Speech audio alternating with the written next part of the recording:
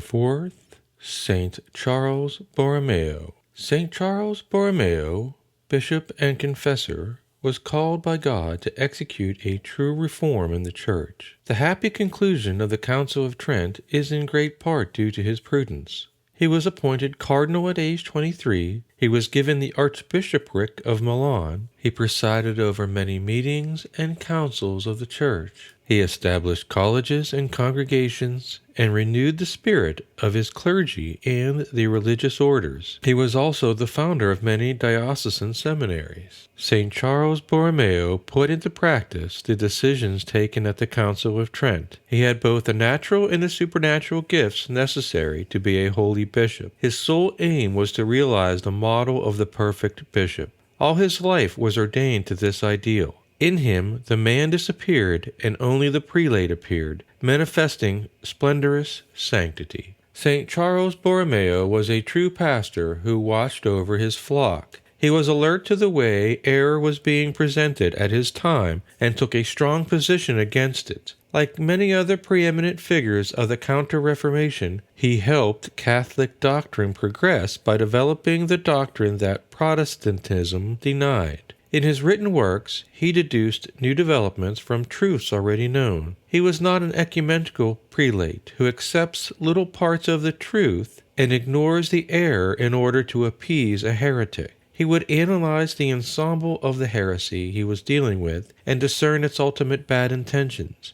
Then he would refute the error in these malicious points and develop the opposite doctrine of the Church. St. Charles was not only a great bishop of the Counter-Reformation, but in a certain sense he was the bishop of the Counter-Reformation. This title is his not only just because he was a very learned man, but rather because he became the very archetype of a bishop. He was not satisfied with writing books against the errors of the time, which he did, but he did even more. He personified the truths he defended in his books. He became the very symbol of what he wrote. As a cardinal, as you know, he was supposed to dress with pomp and grandeur to glorify our Lord Jesus Christ before men. In addition to being a prince of the Church, St. Charles was a temporal lord in Milan, born into a great and noble Italian family. In his 20s, he was entrusted with the responsible post of Papal Secretary of State. Therefore, he used to dress and appear in great style. Once his carriage was on its way to one of his appointments when a simple friar who was walking on the road approached it. St. Charles ordered the driver to stop the vehicle. The friar greeted him and said, "Your Eminence, how nice it must be to live the life of a cardinal, to wear such splendid clothes and travel in a magnificent carriage. Surely it is much more agreeable than to be a simple friar like me and walk by foot." Cardinal Borromeo kindly invited the friar to accompany him. The friar seated himself next to the cardinal, and the journey recommenced. Shortly, the friar began to cry out in pain, because the beautiful cushions of the benches were placed over a board of sharp iron nails of penance that the cardinal normally used to mortify himself.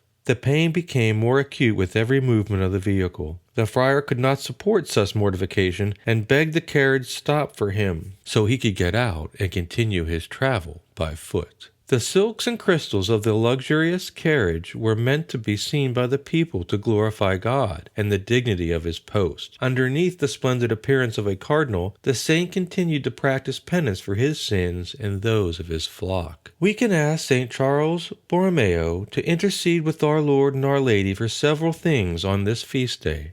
For the reform of today's bishops, who are so often very different from the model he represented. For the restoration of the seminaries, some so immersed in bad morals and even false doctrine. And finally, for the restoration of the entire Holy Catholic Church today as he helped restore her in his times. For ourselves personally, we might ask him to give us vigilance against heresy and his heroic sense of sacrifice.